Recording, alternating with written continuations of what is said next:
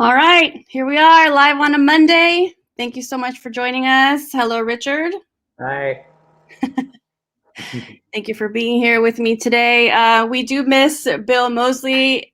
If you're out there, if you're going to watch this later, we just want to say hi. Thank you for joining us all those weeks. And we didn't get to say a proper goodbye last week, but Bill won't be joining us the rest of this time. But thank you to him. And maybe he can come on another version of this, whatever the next iteration of these conversations is going to be. I would love to have him back on. So hello to Bill. Let's see. Do you want to say anything before I pull up the first? We're just going to jump right in. Yeah, no, this is a really good chapter. It was short, but I'm excited to talk about why students are so angry. Because before I read the chapter, I was wondering, are students angry? And then I get the point. It's a good discussion. Okay, so this week we read chapter 13, and that chapter is called Why Are Our Students So Angry? And just like all of the titles for all of the other chapters, it kind of, plays on maybe our emotions, makes us think about like what Richard just said, like, do you really consider those things? Do we ever have to think about them if we're not in the classroom? Is it high school kids? Are we talking about college students? Are fourth graders angry? I don't know. Maybe they are. So we can talk a little bit about the story at the beginning of the chapter before we bring our guests on. Do you want me to rehash it, or do you want to just start? Do you want to comment on it about Well, her? Yeah, I mean, certainly you can rehash it, but I'm looking at the things about treating when they talk about students and the idea that it took me a second to get from the anger that have grown up in a couple of past generations to this new generation coming up, and the discussion about how they must feel about needing to make changes, and how they may just push the rest of us aside.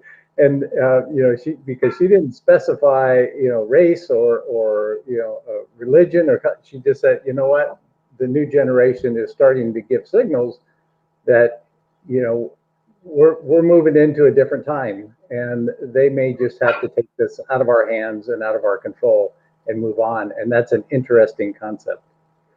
Okay, so what I'm referring to is, thank you, Richard. At the beginning of the chapter, there's a story about the author's son, about Oluo's son, talking about how upset he is that he is going to feel like he's being forced to say the Pledge of Allegiance, which is something that I've had to deal with, and I'm going to tell the story in a little bit. But her son felt very strongly about why he didn't want to have to say the Pledge of Allegiance, and it had been something they dealt with in the previous school year, where he was finally supported, and they came to an agreement that if he didn't want to say the Pledge of Allegiance, he would just do something else when it was his turn, because at that grade level they were still taking turns leading the flag salute. And he made his arguments, and he was supported. And then in the new school year, his new teacher made him feel like he had to, and created some sort of threat level, and made him feel like he was, I don't know, enemy of the state. It almost felt like the way it's being described, and for a child to hear, people are going to be mad at you, the veterans are going to be upset with you, you're not doing your duty, all of these things to a kid. I mean, that level of aggression towards a child, first of all. And then the idea that, and I know this is a big argument for a lot of people, that the flag salute is optional, and kids are made to feel like it's not. Like every morning you have to make this pledge. Yeah. I had this issue, and I want to bring Amy and Mike on now, because I want to have them in the room when I'm telling the story. So let's just go ahead and do this. Hello, Amy. Hello. And Mike, welcome to our broadcast. Thank you. Can you please give us a little info about what you do and why. Maybe this was a good topic for you guys to come on and discuss with us. Amy Christensen, please go first. Hi, I'm Amy Christensen, and I am the executive director for CCCAOE, which is the California Community Colleges Association for Occupational Education. I'm also an elected board member for Butte County Office of Education, going into my third term. And I have, Mike and I own a consulting business, and we do work with districts and boards throughout California and across the nation. So ardent advocate for youth and youth programs and services, and really making sure that we are being inclusive and providing equitable opportunities for all. So that's my why. Awesome. Mr. Mike Walsh. That was pretty good. I'm here because she said I should be here. No, truthfully, one of the reasons I'm here. So as Amy said, she's a trustee for Butte County Office of Education. This year, I happen to be the president for the Butte County Office of Education. So we're both trustees serving in different areas. She's from Chico, I'm from Oroville, for those of you who are familiar with the Butte County area. And I'm also, 2018, I was the past president, or actually at that time, I was the president for the California School Boards Association. And so I'm the advocacy around students is a part of my life. It's part of my DNA, if you will. And also, I spend my summers teaching leadership to students from around the world. And this year, the pandemic has said it's not going to be students from around the world, but it's still, there's students from across the country. And I also do a lot of work. It's basically where I trained, was working with middle school students on team building and leadership development, and just kind of moved along from there. And this conversation to me is a critical one. So thank you for inviting us for this one. I'm with Richard. At first, I found myself asking, are kids really that angry? And then as I was looking through it and some of my other conversations I reflected on, I landed on a yes, they are. But right now, I want to hear more about this story, Letty, because this is interesting. Yeah, so it was funny to me, and Richard knows the story. Not funny to me, but it was interesting to me when I started reading it, because my son, when he was in 6th grade, did that exact thing. I think he was kind of spurred by, and I'm putting words in his mouth, but we have had these conversations. He's a sophomore in high school now, almost a junior. So this was a few years ago. He was 11. And I think it was the same sort of Colin Kaepernick push. You know, you're seeing it all the time. It's football season. You're seeing it because we watched The Daily Show together.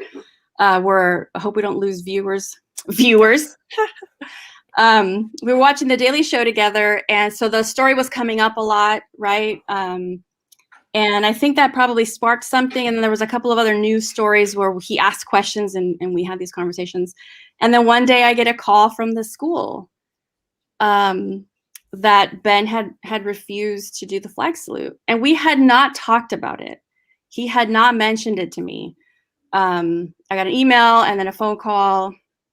It was really upsetting, but it was sort of the same situation where the teacher, you know what? He took a knee also during class. But I don't think it was his turn to lead. I think it was just they were doing the flag salute and he decided to take a knee. And then he told me after that he had done it a couple days already and the teacher hadn't noticed. So when she noticed, she got really upset and called the principal. Principal called me and I was like, this is the first I'm hearing of it. I don't understand. Okay, I'll talk to him. And then it was sort of like, wait a minute, what am I saying? I immediately wrote back in the email. I said, I'm glad, we talked, but I want to know first, is it required? And of course it isn't. It isn't required. He doesn't have to speak the words or whatever. And technically he doesn't even have to stand. So that was the first thing because it was like a big deal. And so the call from the principal after that was more about, he said to me, it sounds like you're encouraging him, because I was asking, is it required? I was asking, does he have to say it? Is he causing a problem? Is this required? And then I'll talk to him about it. And I knew it wasn't. So he said he had to figure it out and let me know. And I'm like, whatever, I'll just go about my day. But then, obviously it's not required. He wrote back, he said, it's fine. We will support whatever he wants to do. But I think that by then, all that negative attention created a space that he didn't feel like he could do that. Yeah. And, my son looks white. He has blue eyes. So I don't know if they didn't want to push or did want to push, and they also know who I am, so they didn't want to push that either. But when I read that, I thought, God, it is little kid. 11 is not a big kid. He was 11 years old, and he was like, you know what? I'm going to follow that example. And there were students in that class that were Muslim, and his reason was that he didn't think it was fair that they had to say under God if they didn't believe in the same God. And I'm like, that's a great reason. So it's like that same story. And I wonder how many times that has happened to kids where they hear something and they're like, oh, okay, this is what I believe now. And then they're like slammed. You can't believe that because I don't believe that. Whatever that 6th grade teacher was saying to him about her beliefs, like she was bothered by it. So she felt like she had to include the principal and get the mom involved, where it could have just been like, so what? Let's go about our day. You had to make it a big issue. So that when I was reading the chapter, I was like, oh, wow, it does happen. It happens, and it's a simple thing. And we make kids feel like their brains, their thoughts, they don't count. That's how I entered that chapter. It's interesting too that especially in the story that the author told and with Ben is the demonizing of military members to say they're not going to like this, they're going to come after you, and I will tell you, in military members that I've ever met, the vast majority of them look at these situations and think, I fought my whole life so that kid could say what he wanted to say, and the fact that they and people do this all the time. You're disrespecting our military. Usually the military are like, I don't feel disrespected at this moment.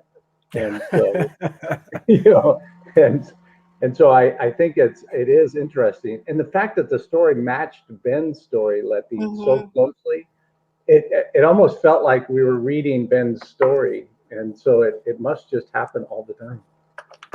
Well, I think to some extent it does happen often. And I think the way it happens is kind of how you're describing it, Letty, that it wasn't really about anyone else's challenge or discomfort. It was about that teacher.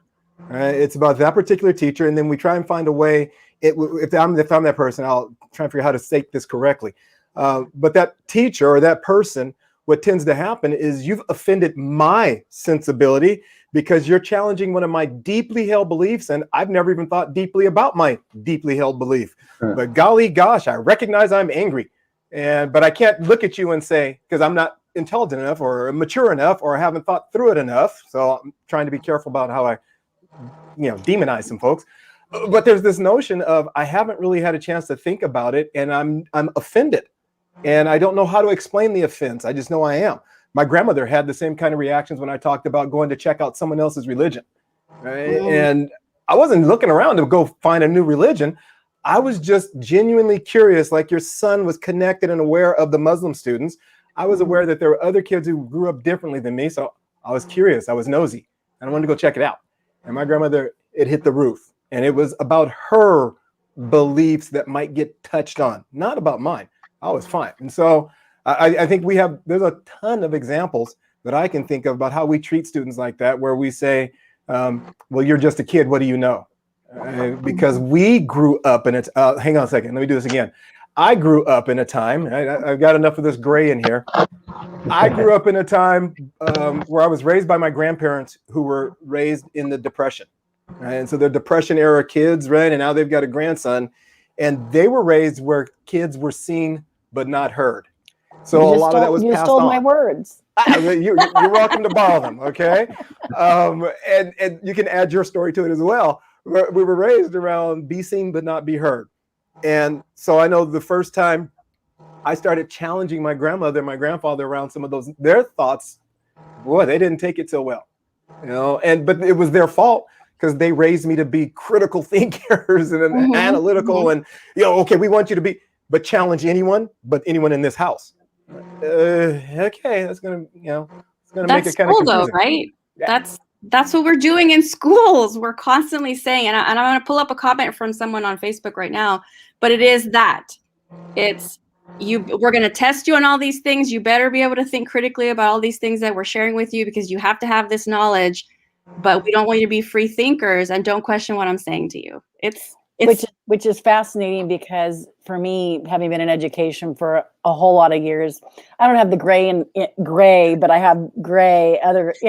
I still use the dye to cover the gray. I haven't decided to accept my age yet. So I use the razor. I just use the razor on it. It's the piece of the whole Common Core. So folks thought Common Core was some evil whatever, and really Common Core was getting kids to be able to critically think and to ask questions, which made folks really uncomfortable. Because if you think about our whole education system, including the college system, it's a stand at the pulpit and educate. I am brilliant. I've earned my master's or my doctorate. So traditionally, I'm not saying all, because there are some amazing teachers who fully understand how to facilitate conversations, but it's hard when it goes against the way that you do something. My kid, one of my children is a pencil. He's a kinetic learner, and he flips pencils and he rocks in his chair and everything else. And it was, you can't possibly be paying attention. You don't know what you're doing. And so I was that parent, like you, Letty, in the sense of, but I tooled my kids at a young age that if you argue or disagree with a teacher, you better have the facts, so do some research. And so they would go to the teacher and go and explain that, well, I'm a kinetic learner, or this is why I believe what I believe. And the teacher's like, damn it, your mother. But it was just that piece of, it is that discomfort of being able to have those conversations. And so I think that is part of our system that we're trying to change. But it's really difficult because it is so systemically embedded that it's really awkward. I mean, it's awkward at the community college level. I have 2 kids that are college graduates now, and on more than one occasion, they came to me and said, I can't share my views. My teacher does not, my professor does not want to hear them. If I don't agree with what they're saying, I get a lesser grade or I don't get heard. And so at what point it's not just the young, the boy in the story was, 8 years old. At what point do we listen, and how do we shift that? Mm-hmm.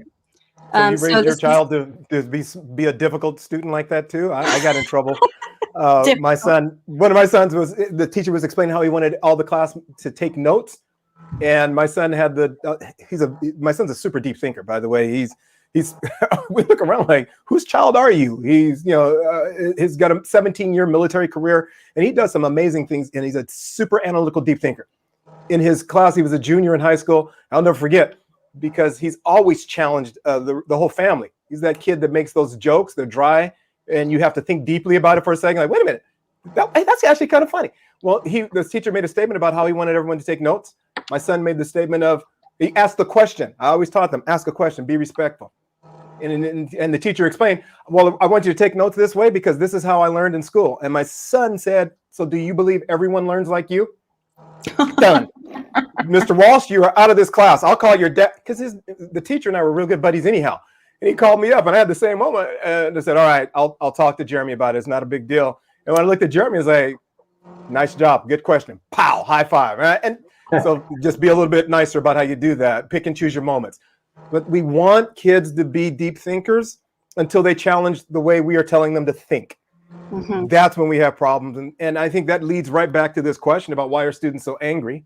I think kids are brilliant. They're moving into this area where they are all about the social ills of the world, right? And they want to see things different. And I've talked to people about this a lot, that this generation, from the millennials on down, we'd like to talk bad about the millennials, but quite frankly, they're trying to figure out, they're the ones who coined the phrase socialpreneurs. They're trying to figure out how to fix society's problems. And they realize this old saying that I remember when I was a kid is that if you help people if you can give people enough of what they want, they will return that to you in terms of money or wealth or whatever you want to measure it by. And so kids have just figured out, if I just figure out how to fix enough social problems, I'll gain back from that. And so they're trying to change the world. And I thought a wonderful example of what you're describing and why kids are angry. And I do want to get back eventually to more along the lines of whether it's racial or not. But I think it's, in some ways, it's a much bigger, and then we've got it amplified in these racial ethnic process or prospects or projects or places, however you want to describe it. So Marjorie Stoneman Douglas, I think, was a pivotal moment. Right? Kids are trying to figure out, they're just going through life like you and I. Up until this time, the big joke is about eating Tide Pods. Well, you know what? Every group, I don't care what age you are, you've got immature people who do things like that. I know 50-year-olds who wouldn't surprise me if there's a video somewhere around there of them going, Tide Pods, wonder what this is all about. When you're 50-some years old, you should know better. But there are people like that. And so all of a sudden, that became the representation of all students. Never mind that there's some incredibly critical thinking, sharp students out there who are in their AP courses, et cetera, and really trying to move forward in the world. So Marjorie Stoneman Douglas happens, kids are outraged, and because they have the ability to organize with these things way beyond what my generation has ever understood, and I refer to my generation because I was born in '64. I'm the last of us old people, all right? And so when I die, I'm supposed to shut off the light switch. Okay. So, but they were out, so the kids organized. They did exactly what they were supposed to do. They lifted their voices about everyone else that they cared for. It wasn't about just them. They wanted to be safe, but they were outraged because they saw this stuff happening all the time. And us old people, we're kicking the can down the road all the time. And then what did we do? We turned around and we talked bad about these kids and said, I'm supposed to listen to these kids now when they were eating Tide Pods a month ago. It's like, yeah. You should listen to them because they're speaking truth and they're talking about their experiences in life and that it's not okay to just idly sit by. So yes, you should be listening to them and then be an adult and figure out how do you help them solve that problem if you don't like the way they're approaching it. And it is just like in a school environment, this idea of broken promises, because the fact that particular tragic event happened at a school doesn't mean that it doesn't affect the sphere of society, right? It's like it's across all, industry, education, just society as a whole. Students are going to look at this and say, you are telling me I'm supposed to be in school. You are telling me I have to be here because I need this education.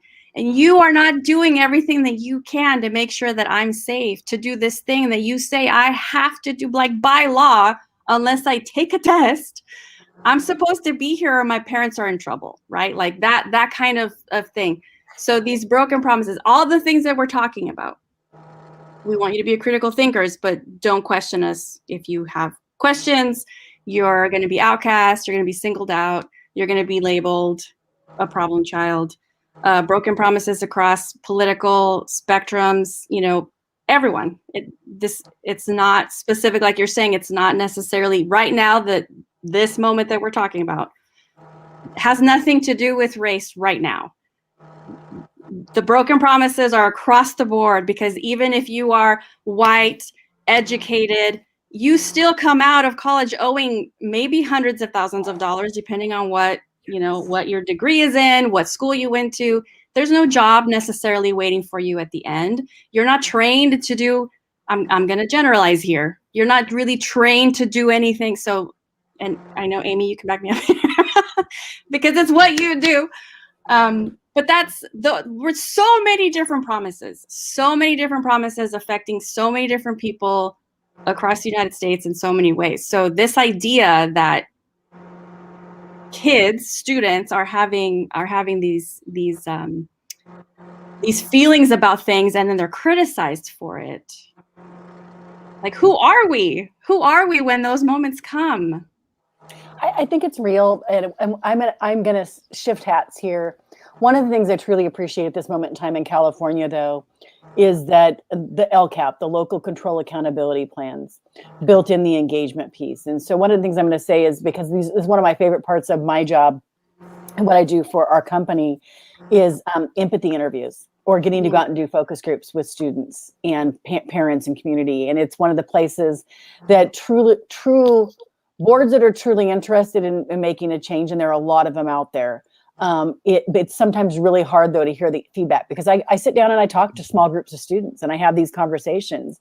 And quite honestly, I don't know that I need to talk to the parents or the rest of the community. The students typically are spot on. And I'm talking, I talk to kids down to 3rd grade, and they can tell you the pain points of a campus. They can tell you the pain points of the system.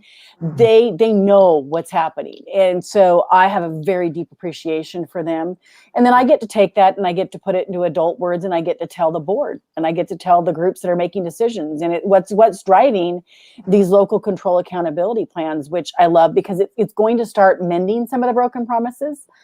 Because you're right, they're there and they've been there for a long time. But I'm going to say that while there's many places that it's still fully happening, I'm excited because we're at a phase that we're starting to shift in many places to have these conversations with these students that are getting to tell some things that we don't necessarily want to hear. But like the young man in the story, we get to understand this is the why, and we get to understand and create a space for respecting. LGBT community, Q community is another place that schools really struggled with, especially your conservative school areas. Why do we need other bathrooms? Why do we need this? And then when you hear students share stories like one shared with me, is graduating from high school, I'm the first in my family to do so. This should have been the most exciting time of my life, but my campus has a females will wear one color, males wear the other color. I don't know what to do. That is something that's a simple fix that should not be happening, especially for those students. And so again, a promise that we said that this will be the most exciting time in your life shifts to not being. So how do we continue fighting? And that's, I think, one of Mike and I's thing is we advocate and we create space for those difficult conversations.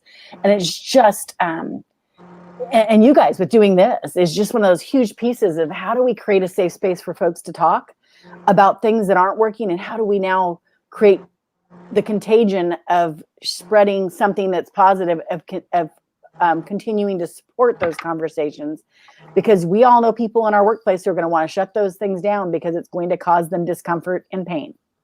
You know, Amy, I'm going to agree with you and echo something about that.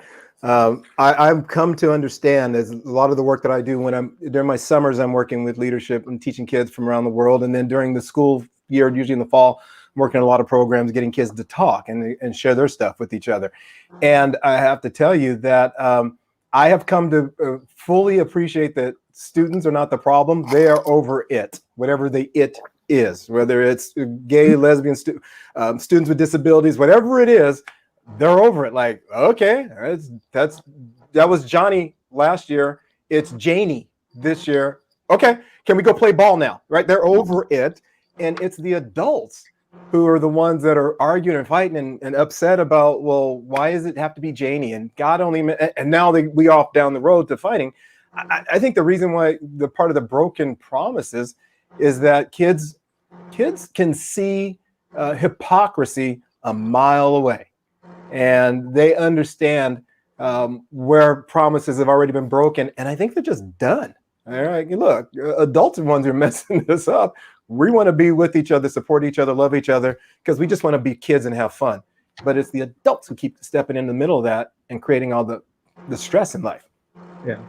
That's true. It seems like that seemed to be true, especially when it was almost like we were introducing the idea of generations to like the newest generation. And they were like, what? Why? Who cares? Why are you? Oh, okay. So now I can call you boomer, and now I can identify who it was that screwed things up for everybody. Thanks for all the labels. Thanks, now Mike. I'm going to use them against you. Yeah. Oh, I tell kids all the time, it's my generation. So my kids this summer, I will stand the last time I'm in front of them. Not the last time, but one of the last few times I'm with them, one of the conversations I'm going to have with them is, hey, how many of you have ever been told your future leaders All hands go up, Yeah. right? There's 150 kids in the room at a time. Every hand will go up. Future leaders. I said, put your hands down. You're not future leaders. Your leadership started the first day you had influence over someone. You are leaders now. I can't afford to have you wait until it's your turn, because most of you are just moving along past it. And you can't be like, I said, it's my generation that has screwed everything up. Please get to work now and fix it. And they're looking like, really? Yes, go. Get out of here. You're ready to go fix the world. You're already doing it. And we just need to get out of the way. Again, I keep going. It's the generational changes are really important. And here's why I have hope, though. And I know we still talk about why they're angry, but here's why I have hope that some of this is going to change. The kids are growing up right now who are, I always do things the way I saw or the way I watch. So if I'm going to teach, I'm probably going to teach the way I was taught. Mhm. And so I go right back to this thing like Amy was talking about. I'm the sage on the stage. I'm going to give you information. You listen and write it all down and you learn. Hey, you know what? I got Google. I no longer have to memorize who signed the Treaty of Versailles. Google, Siri, I can ask whoever I want. And so as a teacher now, it is about helping kids develop the critical thinking. And so great. You look it up. What can you do with that? How can you grow with that? What are all these other conversations? But that's still another generation away. So that the shift in teachers who are moving out and the ones who are coming in, I think that's where we'll start to see some of that shift, where students will have different reasons to be angry. They can go back to being angry because they don't like the school lunch. But right now, they see all the world's injustices, and kids have always been about fair since kindergarten, right? There you go. That's not fair. Maddie gets to, and fill in the blank. That's not fair. And now, so kids have always been interested in what's fair and how to make things fair for everyone. And so I think, as Amy was saying, the more we start to recognize their voice, quit mocking them for having the voice, for doing everything we ask them to do. I want my child to be a critical thinker. I want my child someday to be able to, until they push back. But the thing I think that's interesting is it was my generation who was the most proud of how we pushed back against the establishment when I was just a little kid. Mhm. And now folks are pushing back on us and we're up in arms and we talk about Tide Pod eaters. Stop it. You're just happy, and we're all happy there was no video around proof of our Tide Pod moments. Oh yeah. So, Okay, I'll be 45 this year, and I'm looking at, Instagram videos or TikTok or whatever, and I'll be at my parents' house who are, in their late 60s, and I'll be showing them the videos of whatever, and we all laugh. I always say, man, I'm so glad. Aren't you guys glad that there was none of this didn't exist when we were kids? Because then you'd be, shaking your head at us. The generational thing, this quote that I pulled out of the book, this is what I think kind of encompasses that. It's this idea that, like, growing up, everyone has those sort of rebellious feelings. No, I'm saying everyone, but that's not necessarily true. But the rebellious, social justice, kind of fairness mentality that we have growing up about, and somehow that gets knocked out of us also. But what they're seeing, I think, is this idea that we've made compromises, and now when they're fighting against them, where that's part of that, where they're being blocked, where they're being told that they shouldn't speak up. I don't know if you watch Blackish, the show Blackish. Fantastic show. Once in a while. Yeah, I really like it. I can always pull tidbits out of it, and I wish I could run all the reels rerun them without having to pay a licensing fee. But there's an episode where the Tracy Ellis Ross's character, the doctor, is talking to her oldest son's girlfriend who wants to be a psychologist, and they're having a conversation about grad school. And every time the younger woman starts speaking up about, the things she believes in and what kind of experience she wants to have, Rainbow, who's the character, starts putting her in her place. Like, that's just the way things are. You put up with some of that, and some of it was sexist and some of it was racist. And she kept brushing it off, like, that's just what you have to deal with because that's what she dealt with. when she was going through her grad program. And then she finally got called out, and it was like, that sounds really sexist and really racist, and I do not want to be in a program like that. And Rainbow Johnson was like, what? Like, what are you talking about? I'm like social justice warrior over here fighting the good fight. But it's like we forget that we've had to put ourselves in those situations and swallow some of that. And why do we want people to, I mean, obviously she learned her lesson at the end of that episode, but that's exactly what we're doing. We're saying, no, back in my day, this is how we dealt with it. And you're just going to have to do the same thing and just suck it up, honey, because it's going to be such a great experience. There's just going to be a little bit of sexism and a little bit of racism, but you're not going to call it that. You're just going to deal with it and move on. I think you're hitting it on the head, is that we were raised in. I was teaching some kids one time. I was working with middle school students again, and I was working with them on their racism. This was back in the mid 90s, and it was about the gay lesbian thing. Middle school kids, and I wasn't surprised whatsoever. I was surprised at how adamant they were about their they were flat out against anything gay. And so I immediately knew that there were several kids in the classroom that were probably cringing and trying to figure out, how do I just fake like I'm not, even though they're already starting to recognize their sexuality. And so I did this trick.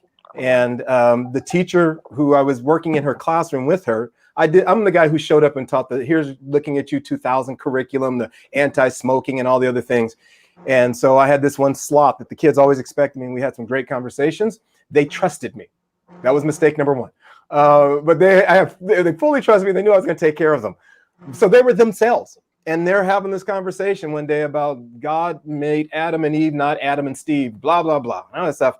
And I thought, this is interesting, because they're having these illusions about what some other teacher who was gay at the time must be doing. I'm like, God, these guys are their imaginations. Like, why would a teacher care about you?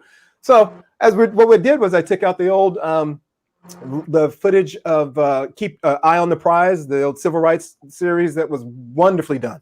And I just basically, I sucker punched them. I can't think of a better way to describe it. I tricked them. I really did some stuff where I showed them the story about how the Southern 50s whites were angry and against this, that, and the other. And I laid out the premise. How many of you are really upset with the Klan? You think the Klan deserved to be punished for their racist views? And I wrote that premise out. And they were like, yeah! The whole class went into erupt. I'm like, all right, good. I want to show you a series. So I showed them the series about the 50s and the 60s and said, how many of you believe, hey, let's just substitute a few things. Instead of the Klan, how many of you believe these angry 50s Southern whites deserve to be punished for their racist views? The cheer wasn't quite as loud, but it was still there. I went, fantastic. Now that we've come to an agreement on something, how about this? This school's 7th and 8th graders deserve to be punished for their racist views towards gay people. That is wrong. No. All of a sudden, they're in arms with me. And it was because, and one of the things that was interesting to listen to was when a couple of the kids who said, while we were watching those videos, I wish someone would have done that to me. We're watching Emmett Till. I wish somebody would have come into my house, because here's what I would do. And it occurred to me in that moment, we are all a product of the environment that we are raised around. They have been raised around this thing where freedom is not what it was for my grandparents. It's not even close. And so for them, they can't imagine, why would anyone just move and go along with it? Again, one of the reasons why I'm excited is because kids are now raised up and they're growing up in an era where it's not okay now to just go along because of whatever. I remember hearing the same things from my grandparents. Just accept it. It's a great job. It's an opportunity. Go forth. And now I catch myself wondering, yeah, what do I tell my kids? How do I, now that I have grandkids, what kind of advice do I give them? So I think you're right. It's just this thing about, we are the product of our environment and how we're raised. And that's how we tend to view the world, through our experiences. And the kids who are growing up today don't get it. Like, hey, there's a whole lot of compromise. Promises have been made, and you're asking me to just give in? No. Why would I? And, we have that same thought from time to time around, women's liberation. The notion that a woman can't vote because a president even claimed way back during the suffrage times, sensible women, they don't want to be involved in this manly work of how to solve problems of the world. And obviously, us men were doing a fantastic job of solving every problem in the world back in the early 1900s. You still are. We still are, right? There's no problems in the world. It's just problems that we'll get to them later. So I think this is why I have a lot of hope. The kids who are growing up now, this isn't their world. And they've decided they don't like what they've inherited. All right, they're back to being angry because of the compromises we've made along the way. And they see us doing it just ad nauseum right now. Yeah, a big one is one that we talked about a little bit in another chapter, this idea that you have to be exceptional if you're a person of color. And because of that, and I think that we can have, a whole webinar series or a whole class or a year's worth of lectures on why that is something that people bought into, why we had to go along with it. And I'm just saying we as people of color. And then this idea that because of that, I mean, they're watching it happen now, right? On a more consistent basis because of technology and because of how they consume content and how content is created. That because there's a focus on exceptionalism, this is one of those compromises that now that can be used to justify mass incarceration. It can be used to justify political policies and decisions that are made, and murder. Mostly by law enforcement. That's where the argument is of the less exceptional. And she doesn't put less exceptional in quotes in the book because of the context that it's in, but I am, because then that's like admitting, like you're saying, we created this system, we're a part of the system, and we understand that I have to be exceptional to get to this position. So that means that there are less exceptional people and they're going to be susceptible to these things.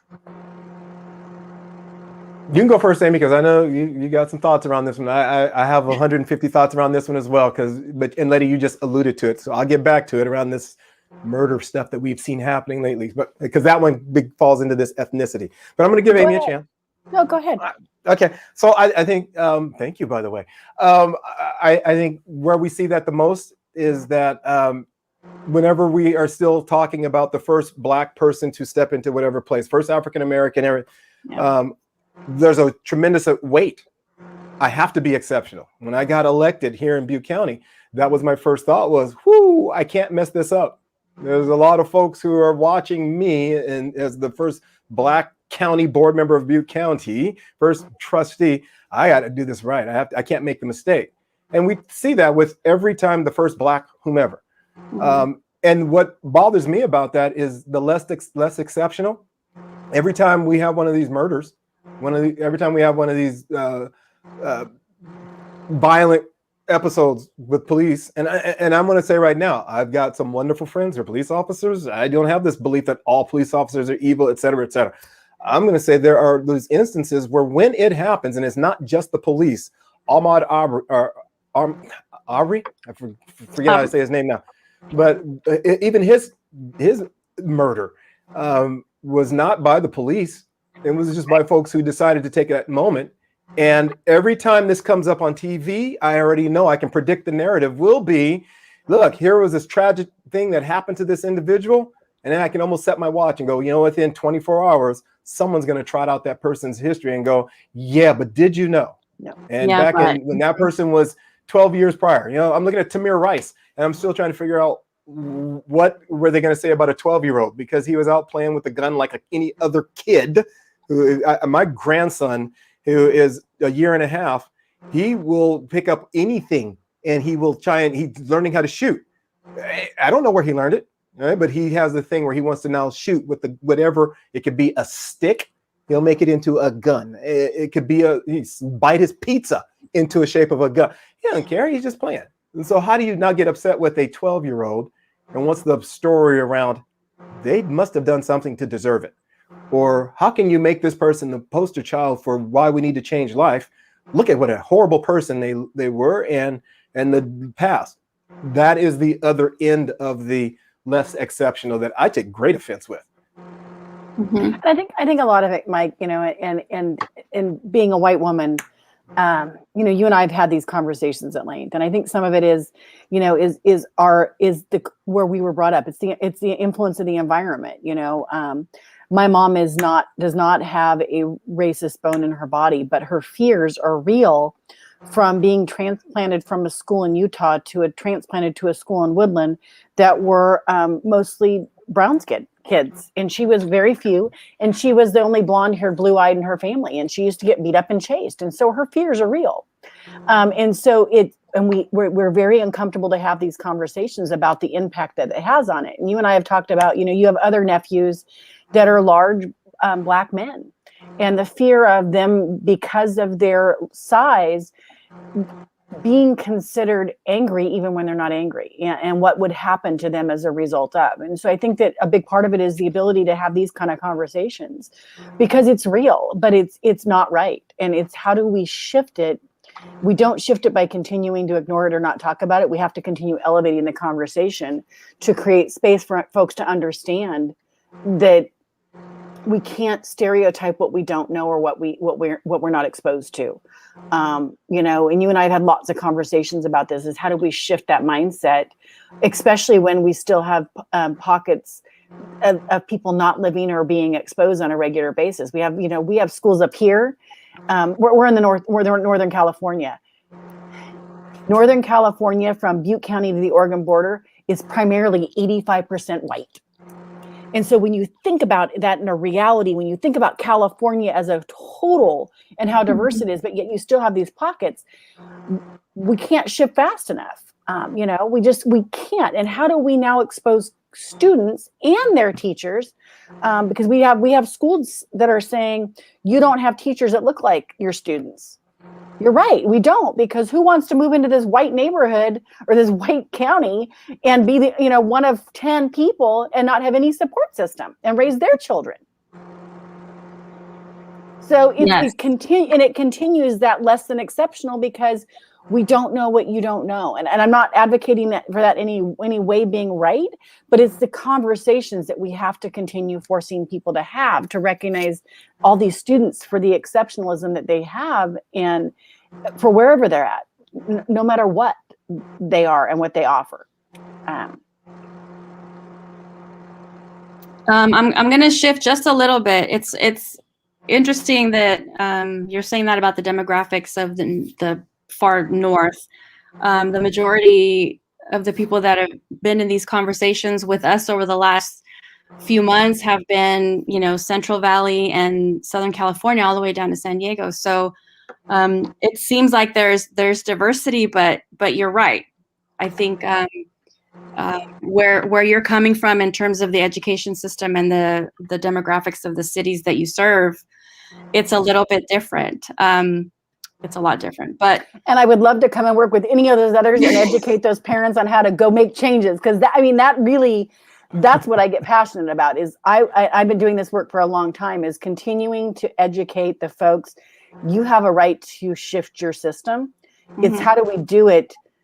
Being angry and yelling is not going to make it happen, but giving you the power and the experience and the ability to articulate it, and to get you to where you don't fear the system by which you're at, that we get you to run for office.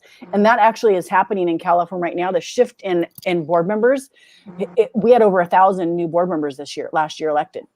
And the age range and the diversity through the roof. You're going to put that into perspective? We got to put that into perspective. 1,000 out of 5,000 K-12 board members. So there's approximately 5,000 board members in K-12. So 1,000 of them are new, right? And that's a significant shift. And I think part of that, again, it goes back to demographics. Mm-hmm. There's going to be changes. I mean, I got a lot of reasons to be optimistic, but I also have a ton of reasons why I'm angry. It's not just the kids that are angry. I'm angry too. Young people. I'm glad you're saying that, because Richard, I'm going to have you jump in on this one, because we had I don't even want to call it a situation. There Richard, do you know what I'm talking about? Mm-hmm. There was someone here. Okay, we're in the southern part of the valley. That's where we are. Richard works for Bakersfield College, and there's a big. I'm just gonna go ahead and say this is Trump country. And there's a big push against, anti-bias, DEI training kinds of things happening. I don't know. I haven't heard about K-12. Maybe they're not as vocal, but I'm definitely hearing it from higher ed and You're in the hearing it across the board. in the community here. Last week, after our microaggressions conversation, it was brought to someone's attention on a conservative talk show that Taft College was doing some DEI work, and so they were really upset about that. And then they were upset that we had our conversation, and I was like, "Yay, free advertising!" Because they said epic, and it was like, "I'm on the radio." But they were like, making fun of microaggressions, and then they were making fun of the names of the people that were on the show, and then they were making fun of one of them had her pronouns up, and they were making fun of that, and it was just like, you're a grown man, and you're having these like immature reactions to things instead of and talking about like funding and where's the money going and all this stuff, and it's like the idea that sort of response to people wanting things to be more equitable because you just feel like you're losing something, or your kids are losing something, or your grandkids. I don't know who the person is and what his life is in this area, but when we're fighting against that, people that we don't know, and they're just like randomly saying these things, and the impact that it can have on like their listeners to go out into the streets or go to their schools and say, I heard you're talking about equity. We don't want equity or equality. Is that what they're saying when they go down to their local districts? So I recently did some work here in Oroville. And Oroville's under a challenge right now, and it's well known, and Department of Justice stipulations that said, you have African-American suspensions that are incredibly disproportionate. No one's hiding behind that. We already knew it. We're trying to figure it out. And it was interesting that the district decided they wanted to do a couple of initiatives, and they tried to figure out, how to change things, how to change the culture. And everything they were putting together, I thought, that's good promise. That has good promise to it. But my nightmare was the board isn't prepared to have this conversation. So all I did with the board was help them understand the definitions, what privilege really is. It's nothing to do with you haven't worked hard for where you are in life. It's literally the absence of a concern that someone else has. Congratulations. We all have privilege in different situations. So I walked the board through that conversation and said, this stuff around implicit bias. Congratulations. Everyone has implicit bias. You have a brain. It's been programmed. Congratulations. It doesn't mean you're evil with a capital R racist. It just means you got some stuff that you probably haven't even thought deeply about, because your brain isn't designed to think deeply all the time. It's not meant to. And so I walked them through that, and it was a wonderful conversation because they were basically, in their minds, the definitions were the same type that have been weaponized because I don't understand it, so I make fun of it. And it's a weapon. And all the talk show things that you hear, it's a great way to whip up the crowd. But when you take all the weaponry out of it and talk about equity is really around what's not fair. And then you say, so when you look at some of your students' scores and that data, what do you look at that and go, we got to do something? That's just not fair for those kids. Right. That's an equity issue. And here in the rural hinterlands, I'm sure you guys are aware of this stuff, broadband doesn't always work the way it's supposed to. In the mountains and in the boonies, that's an equity issue. That has nothing to do with ethnicity. But we've been taught by so many the folks who want to throw the bombs and be upset or ridicule what they don't understand or mock, and where you say, oh, what happened to their maturity? It's because it's something they're not quite sure what, but it has nothing to do with their experience in life.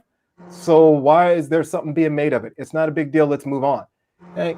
So when you help people understand the definitions and that equity is about what's not fair, all of a sudden they go, oh, well, we should do something about that, which thankfully, that was the district's response was, we got work to do. Because we want all of our students to succeed, even the ones who are struggling the most. Let's figure this out.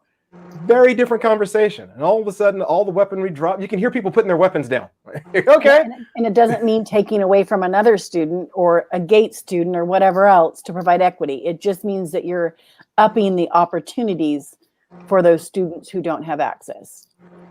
Mike, there's a question for you on Facebook from Sally. Don't you get tired of being the educator all the time?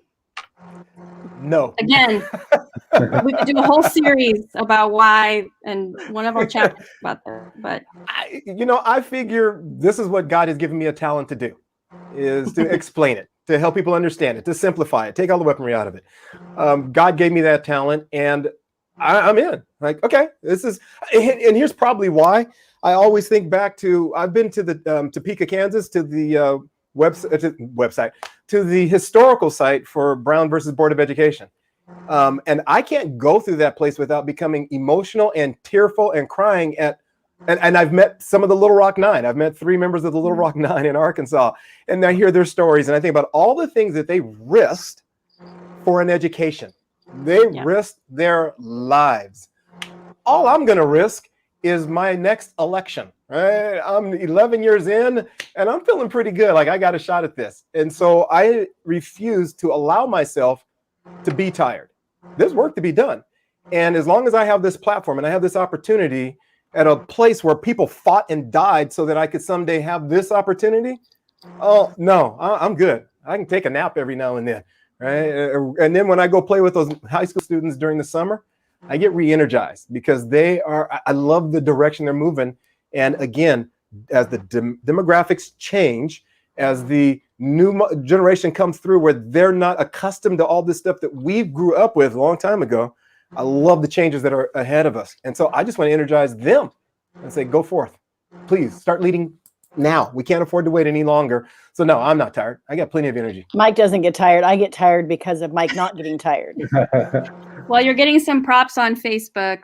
Thank you. Some thank yous, and apparently you're a blessing or something. I don't know. I would give anything to have just a little ounce of your thought processes and your arguing when it gets down to that moment. Just listening to the story about the children when you start talking about LGBTQ and that discussion. Letty and I can have some really good conversations, and she's a lot smarter than I am on these things too. But I try to explain it. I come across like Tim the Toolman Taylor. It doesn't work. I try really hard. But I did want to. Can I make a comment, Letty? Yeah. On broken promises. We were talking a little bit about broken promises, and I want to.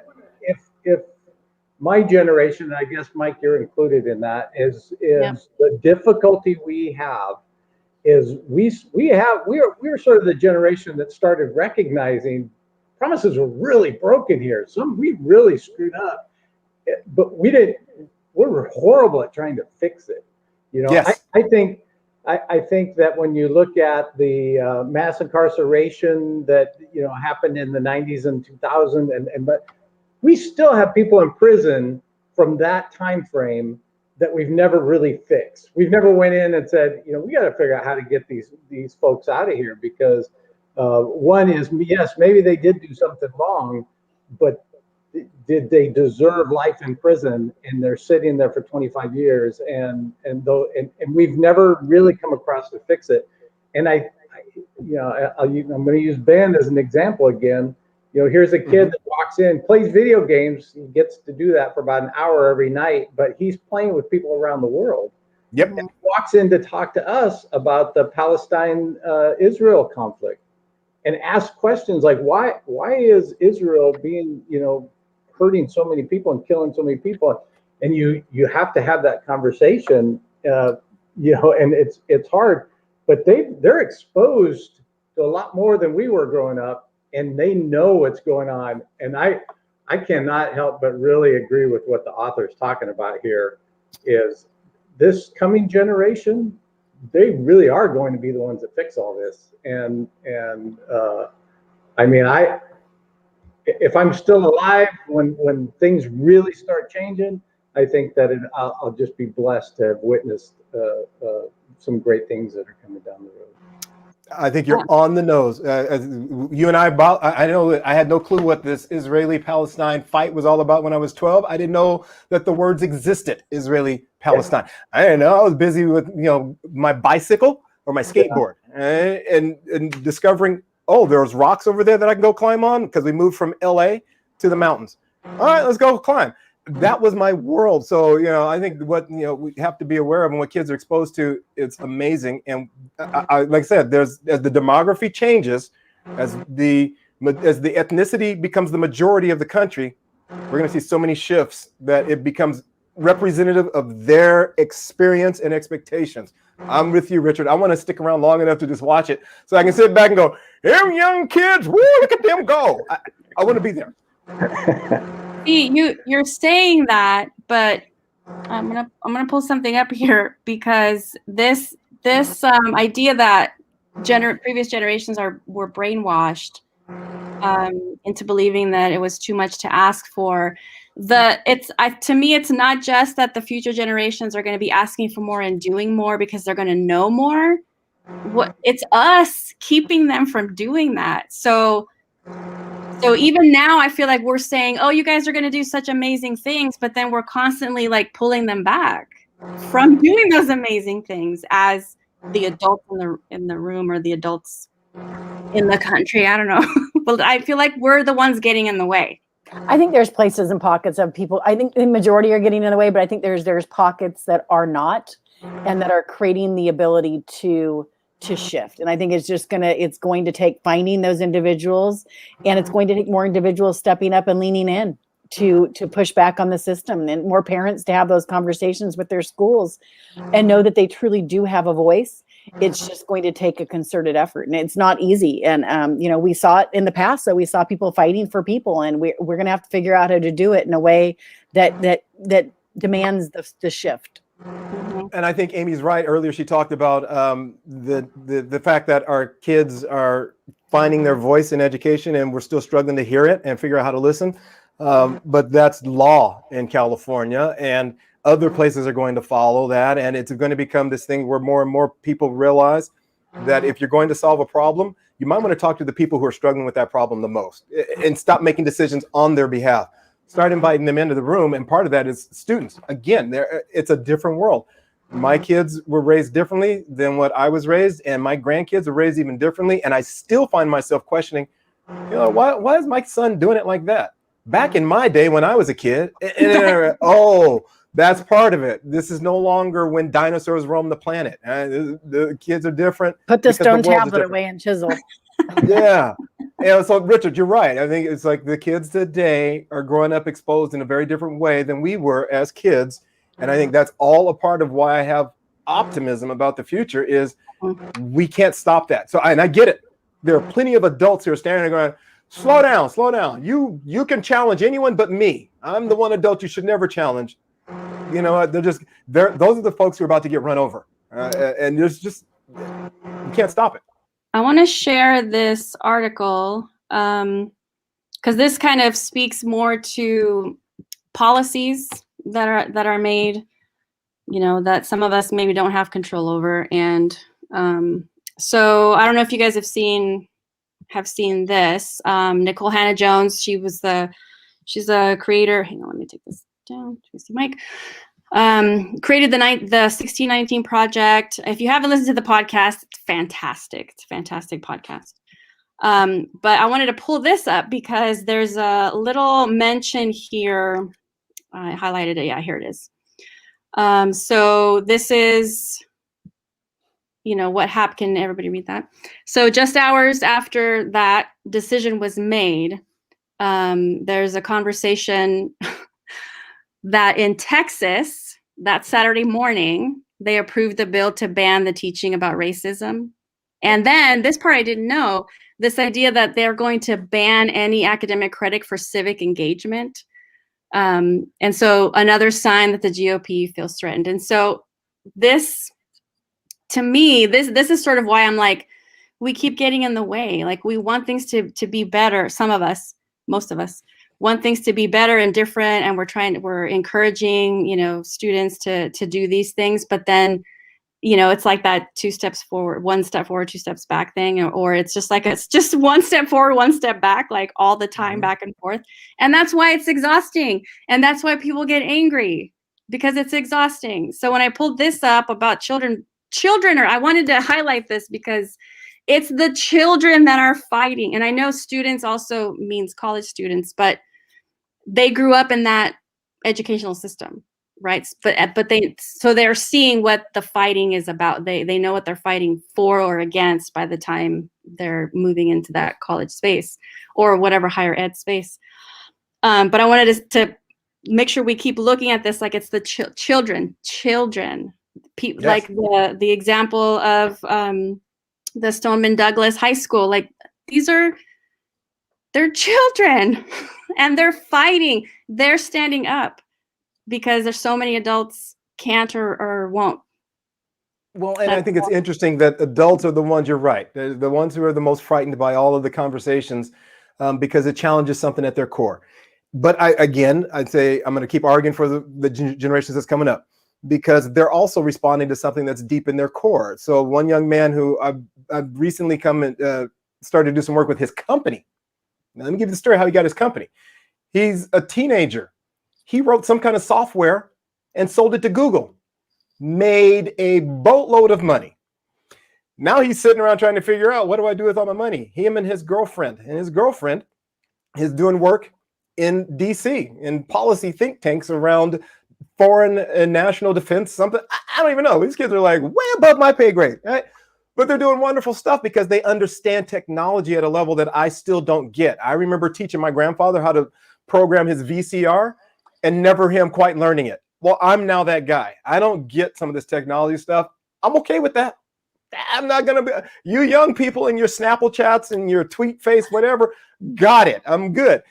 But what was interesting is that he sold this program to Google, made all this money. And then again, pivotal moment for him was Marjorie Stoneman Douglas wanting to know, how do I fix this? Because I'm still close enough to their age that I could relate. Again, this is how young he was at the time. He could still relate to that. Started a security firm in Chicago. And they do amazing stuff, but it's not just security for active shooters. They also want to do something about the culture at a school so kids feel safer. And they hosted a mental health conference virtually about 6 months ago. Wow. Because they want to see something done different in the world, and it's part of their core beliefs. So I see all these pockets of this stuff happening, and it's the reason why I get it. Us loud people who are old and scared about, why are you challenging my belief system? And my belief system was perfectly fine for me. Why isn't it good enough for you? I get it. We're scared and we're yelling and screaming, but no one cares anymore. Kids are just moving forward with it, and they are spending less time worked up over us old people fighting over stuff that we don't want to deal with. They're just moving forward, like, yeah, whatever. You old people, get out of the way. You guys go over to the corner and you pout and you argue. Meanwhile, we're going to put our money where our mouth is, and I'm going to start a security firm that focuses not only on active shooters, but it focuses on a culture of campus so the students feel mentally healthy and safe there.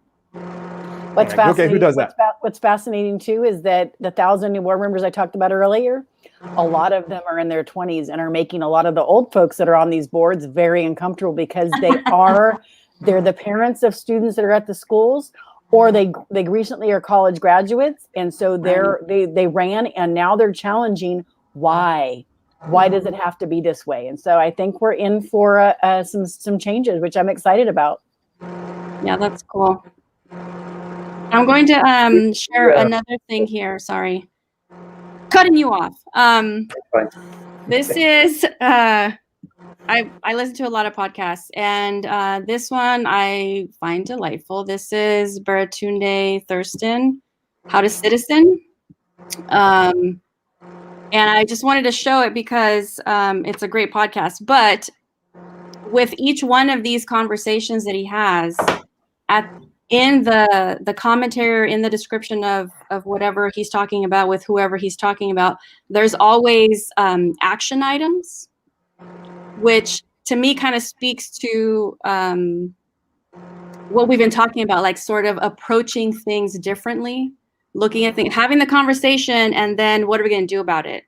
And then, so like here, there's like, let's reflect. And then they ask questions. And at the end of the podcast, they walk you through it and they say, okay, why do you shop at Amazon? And then they talk a little bit about why they're asking that question, and they move on to the next one. And so it's not just let's just get together and chat and drink and eat and complain about politics.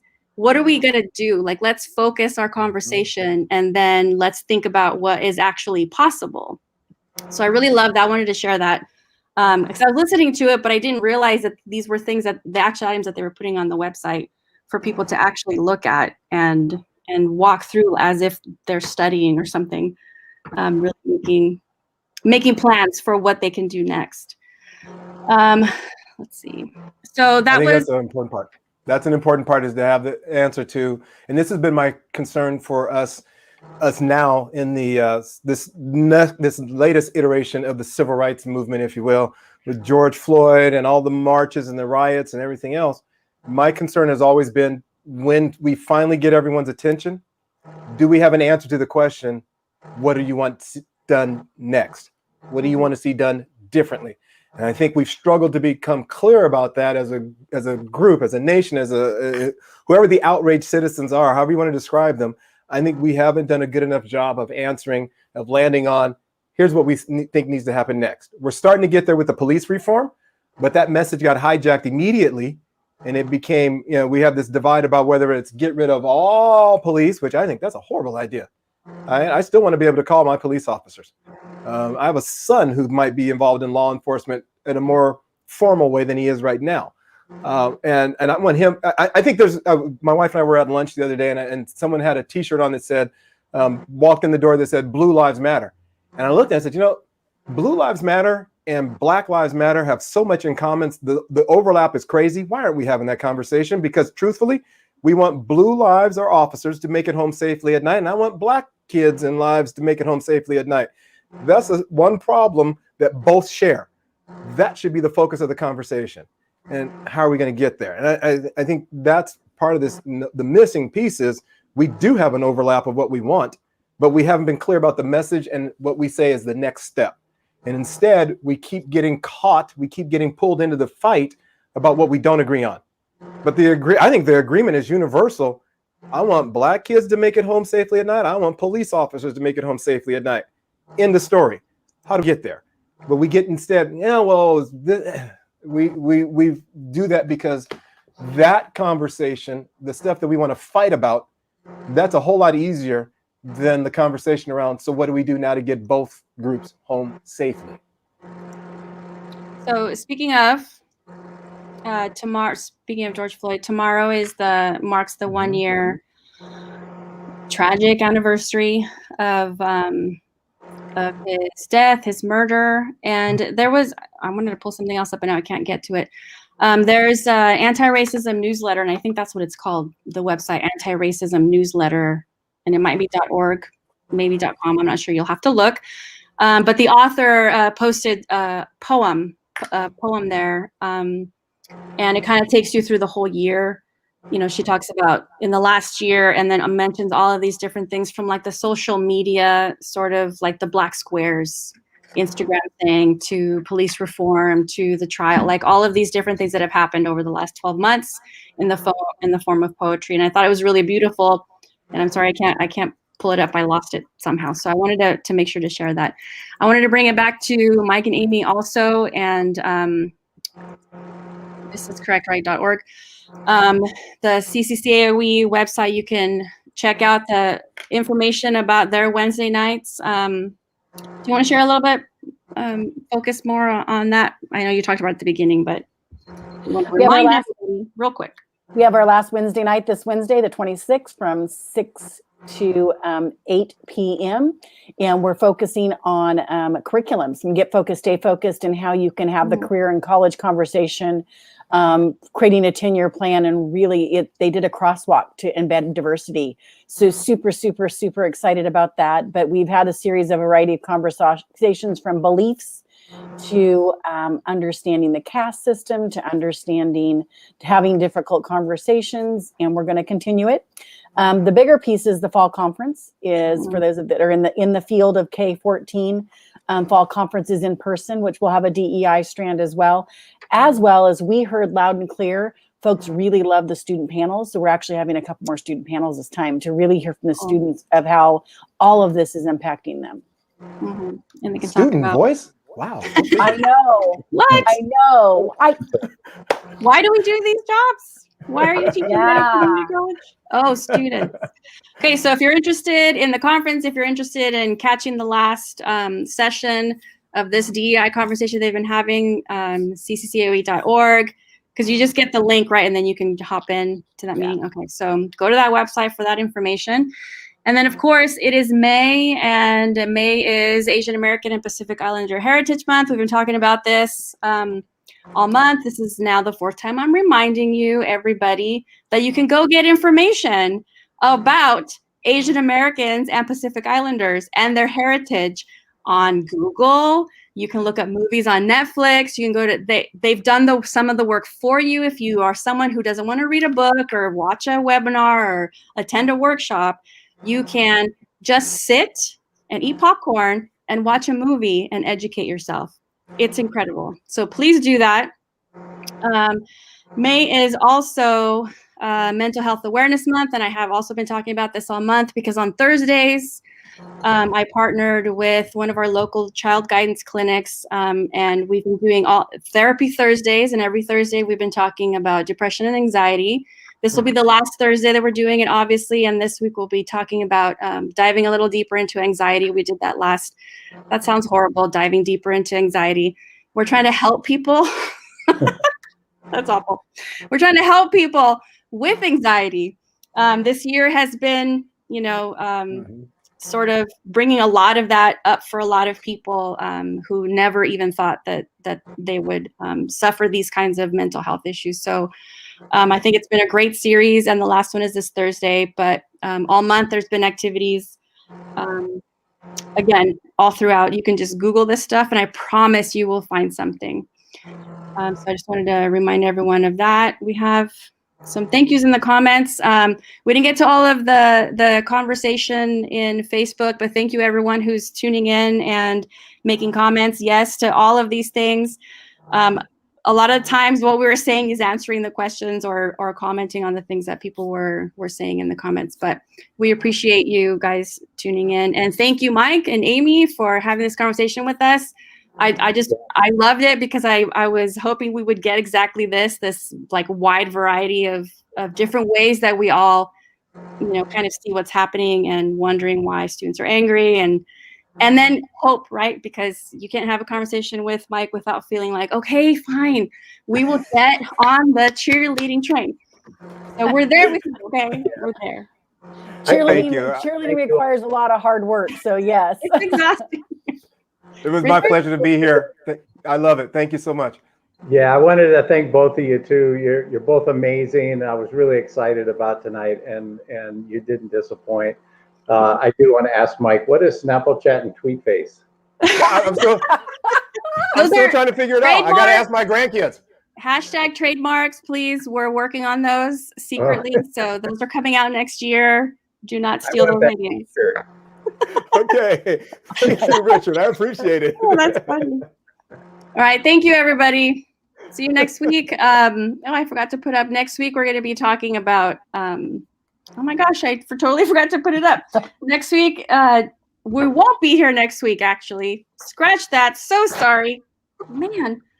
We'll be back June 7th. We'll cover chapter 14, and we'll be talking about the model minority myth, which can be very complex, encompasses so much of what we talked about up to this point. But next week we'll be, decided to take a vacation because it's Memorial Day. So everyone gets the day off. Well, we get the day off. Okay. So thank you, everyone. We'll see you in a couple of weeks. And thank you again, Mike and Amy. Bye. Thank you for having us. Bye.